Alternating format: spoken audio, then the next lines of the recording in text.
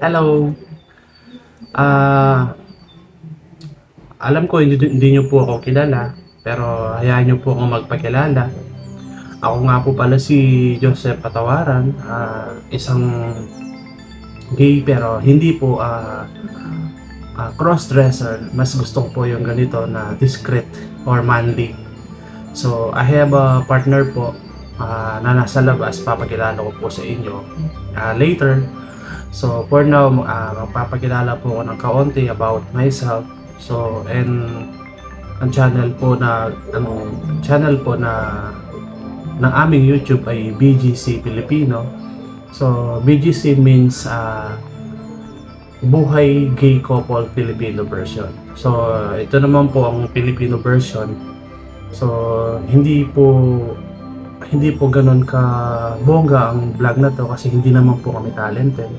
So, papakita lang po namin ang daily life namin bilang mag-partner as a same-sex. So, ang reason why gusto kong mag-vlog kasi to inspire other na takot mag-came out.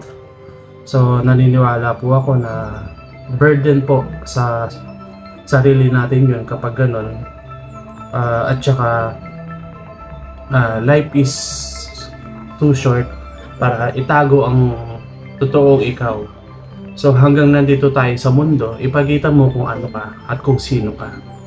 So ako, late bloomer, ngayon ko lang po sinasabi to. Actually, alam na ng mga family ko to hindi lang sila nagsasalita. Okay, as a late bloomer, wala na po akong pakialam sa mga tao kung ano yung sasabihin nila. Ang importante, masaya po ako at wala po kami tinatapakang tao at wala kaming inaagrabyadong tao. So, sa mga natatakot dyan na mag-out, maging ano lang po, maging matotoo sa sarili kasi mas magandang mabuhay o mas panatag sa loob kung alam mo sa sarili mo na kung ano ka at kung ano ang alam ng mga tao sa iyo para wala nang husga-husga pa.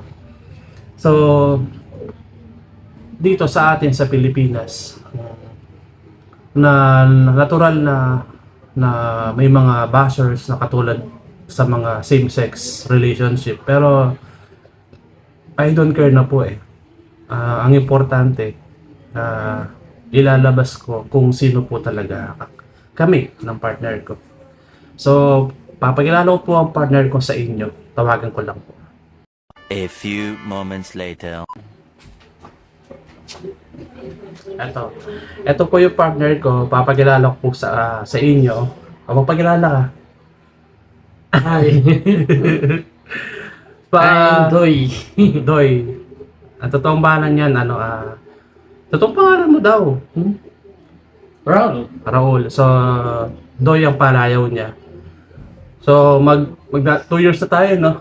So, 2 years na tayo. So, ito kami bilang BGC, manly, discreet, hindi naman katulad ng mga iba na cross-dresser. So, sana itong bagong vlog namin ay inyong suportahan para ma-inspire din po yung mga tao na natatakot mag-out kasi maiksi lang ang buhay. So, kailangan live life to the fullest po tayo.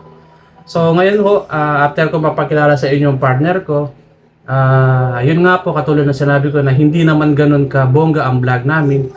Ang vlog lang namin ay daily life kung ano yung ginagawa namin. At yun nga po, to inspire other people, lalo na sa mga nasa LGBTQ+A na takot mag-out. So, kita-kita po tayo sa susunod na video. At sana po ay suportahan nyo po kami.